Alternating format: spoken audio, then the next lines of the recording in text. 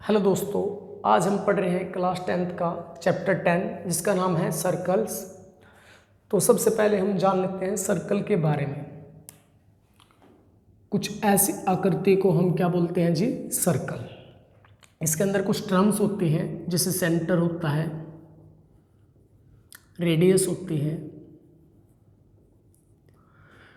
Code होती है, circumference होती है और जी सेक्टर होते हैं, सेक्टर्स होते हैं और सेगमेंट्स होते हैं। ठीक है जी। कुछ ए टर्म आप पढ़ोगे। देखो, जो सेंटर होता है, जो सर्कल के बिल्कुल बीच का पॉइंट होता है, जो सर्कल के बिल्कुल बीच का पॉइंट होता है, बिल्कुल मिडल में, उसे हम क्या बोलते हैं? सेंटर बोलते हैं। ये हमारा क्या हो गया? सेंटर हो गया। पहला पॉइंट क्लियर सर। उसके बाद सर्कल के ऊपर कोई भी एक पॉइंट, मान लो ये पॉइंट है, इस पॉइंट से इस सेंटर के जो बीच का डिस्टेंस है, ठीक है जी, इस डिस्टेंस को बोलते हैं हम रेडियस। इसे क्या बोलते हैं जी? रेडियस बोलते हैं। ये हो गया जी हमारी रेडियस। ठीक है जी। उसके बाद कोड की बात करते हैं। कोड क्या होता है? इस सर्कल के ऊपर कोई भी दो पॉइंट है, मान लो एक पॉइंट ये ले लिया हमने, एक पॉइंट ये, इनको ज्वाइन करने से जो लाइन सेगमेंट आएगा, यानी ये जो लाइन है, फिलहाल हमारी जो लाइन सेगमेंट है, इसे हम क्या बोलते हैं? कोड बोलते हैं। ये क्या हमारी? कोड। यानी सर्कल के ऊपर दो पॉइंट को मिलाने से जो भी चीज़ें लाइन सेगमेंट बनेगा हमारा, वो क्या होते हैं? कोड।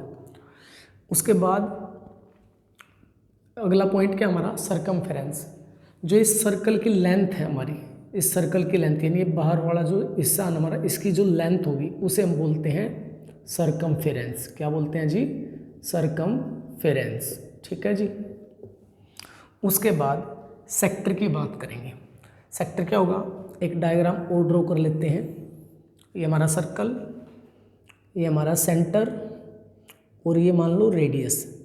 यानी रेडियस के द्वारा क्या होगा? जैसे ये दोनों क्या है? रेडियस है, क्योंकि सेंटर और सर्कल के ऊपर पॉइंट के बीच का डिस्टेंस क्या होता है? रेडियस। यानी ये भी एक रेडियस और ये भी एक रेडियस। तो दो रेडियस के जो बीच का पार्ट होता है, यानी जैसे ये पार्ट हो गया कि ये पार्ट, ये दोनों क्या है? सेक्टर है। इसको बोलते हैं हम माइनर सेक्टर। क्या बोलते हैं जी? Minor sector. इसको बोलते हैं हम मेजर सेक्टर। ठीक है जी। उसके बाद बात करते हैं सेगमेंट्स की। सेगमेंट क्या होता है? एक सर्कल ले लेते हैं और इसमें कोई कोड ड्रॉ कर लेते हैं, और ये कोड क्या करेगी? इसके दो पार्ट कर देते हैं, एक तो ये छोटे वाला पार्ट और एक ये बड़े वाला पार्ट। इस छोटे वाले पार्ट को बोलते हैं हम माइनर सेगमेंट। क्या बोलते हैं जी? Minor segment. और इस बड़े वाले पार्ट को बोलेंगे हम मेजर सेगमेंट। क्या बोलते हैं? Major segment.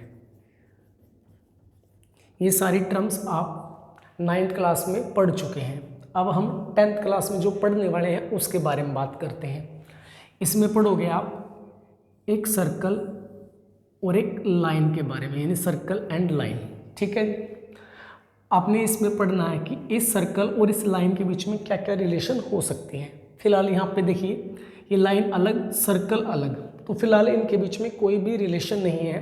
तो अब आप इस लाइन को पढ़ोगे non intersecting line. Non intersecting line. ठीक है जी, लाइन। ठीक है जी। यदि इन दोनों के बीच में फिलहाल क्या है? कोई रिलेशन नहीं, तो आप इसे क्या पढ़ोगे? Non intersecting line. अब ये सर्कल हो गया जी हमारा, एग्जैक्ट गोल तो नहीं है लेकिन सर्कल है, हम ऐसा मान लीजिए आप। और ये लाइन क्या करे? इसको दो पॉइंट से क्या करे? काट के गुजर जाए। ऐसे मान लो, ऐसे चली गई। ठीक है। कैसे भी, मतलब इसके अंदर से क्या करे? दो पॉइंट से काट के गुजर जाए, यानी एक पॉइंट से एक यहाँ से। आप कह सकते हो कि ये दो पॉइंट से क्या करेगी? इंटरसेक्ट करेगी। तो अब इनके बीच में एक रिलेशन होगी, और उस रिलेशन के कारण इसे क्या रिलेशन होगी कि भी ये लाइन सर्कल को दो पॉइंट्स पे काट के जा रही है। तो अब इस लाइन को क्या पढ़ेंगे हम? यहाँ तो कोई रिलेशन नहीं थी, इसलिए इसका नाम क्या था, नॉन इंटरसेक्टिंग लाइन। लेकिन अब इस लाइन का नाम है हमारा सीकेंट। क्या पढ़ेंगे इसे, सीकेंट। ठीक है जी। एक सिचुएशन यानी एक रिलेशन और हो सकती है कि ये सर्कल को क्या करे, लाइन को, या लाइन एक सर्कल को एक पॉइंट से काट के चली जाए ऐसे। ठीक है जी। तो अब इस लाइन को पढ़ेंगे हम टेंजेंट। क्या पढ़ेंगे जी, टेंजेंट। ठीक है जी। और जिस पॉइंट पे ये इस सर्कल को इंटरसेक्ट करके गई है, यानी इस पॉइंट को पढ़ेंगे जी हम, इसको पढ़ेंगे हम पॉइंट ऑफ कॉन्टैक्ट। क्या पढ़ेंगे, इसको पढ़ेंगे जी हम पॉइंट ऑफ कॉन्टैक्ट। ठीक है जी। यानी जिस पॉइंट से भी टेंजेंट सर्कल को इंटरसेक्ट करके जाएगी उसे हम क्या बोलते हैं, पॉइंट ऑफ कॉन्टैक्ट। ये तीन ही रिलेशन होंगी लाइन और सर्कल के बीच में। अब थोड़ा सा और पढ़ते हैं इसके बारे में।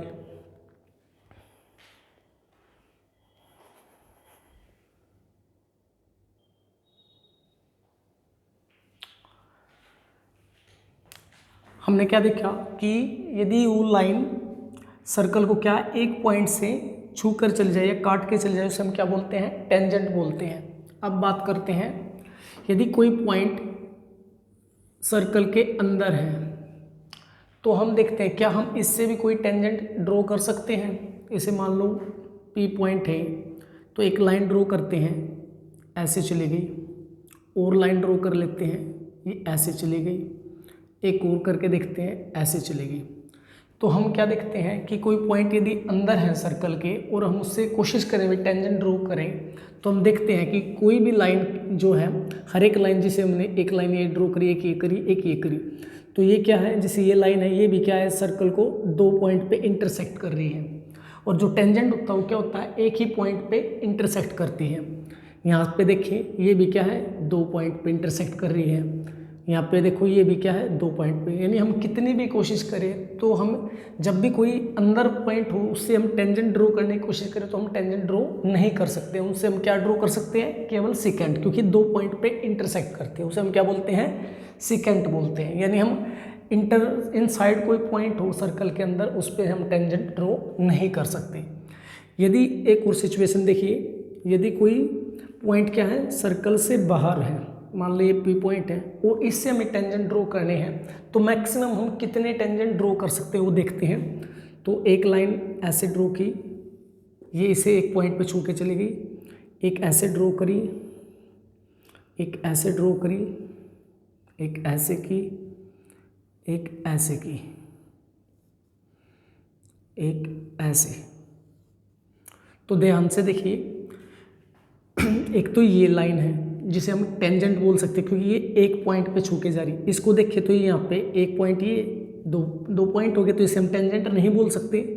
इसे देखिए ये भी क्या है, सीकेंट है, क्योंकि दो पॉइंट से इंटरसेक्ट कर रही है। यहाँ पे भी दो पॉइंट से, यहाँ पे भी दो पॉइंट से, और एक ये वाली लाइन। यानी हम एक्सटर्नल पॉइंट, यानी कोई सर्कल से बाहर कोई पॉइंट है तो उससे मैक्सिमम कितने टेंजेंट ड्रॉ कर सकते हो, मैक्सिमम दो टेंजेंट, यानी दो कर सकते हो आप, मैक्सिमम दो टेंजेंट। किसी भी एक्सटर्नल पॉइंट से आप किसी सर्कल पे कितने टेंजेंट ड्रॉ कर सकते हो जी, मैक्सिमम 2। ठीक है जी। अब आपसे ये कहा है कि एक सर्कल के ऊपर आप पैरेलल टेंजेंट कितने ड्रॉ कर सकते हो, तो करके देखते हैं। एक टेंजेंट ये ड्रॉ कर दिया, ठीक है जी, ये तो टेंजेंट होगा ही नहीं, ठीक है जी, बीच में से निकालेंगे तो टेंजेंट बनेगा नहीं, दो पॉइंट से जाएगा, तो उसे क्या बोलेंगे, सेकेंड। तो एक नीचे ड्रॉ करते हैं, तो मैक्सिमम कितने ड्रॉ कर सकते हो आप, दो टेंजेंट पैरेलल में ड्रॉ कर सकते हो। ठीक है जी। यदि आप इस तरीके के बजाय ऐसे करोगे तब भी आप कितने कर सकते हो, मैक्सिमम दो ही टेंजेंट आप ड्रॉ कर सकते हो पैरेलल। यदि पैरेलल की बात करें तो मैक्सिमम दो। यदि आपसे ऐसा पूछ ले कि आप एक सर्कल के ऊपर, एक सर्कल, पूरे सर्कल के ऊपर मैक्सिमम कितने टेंजेंट ड्रॉ कर सकते हो, तो आपका आंसर क्या दोगे आप।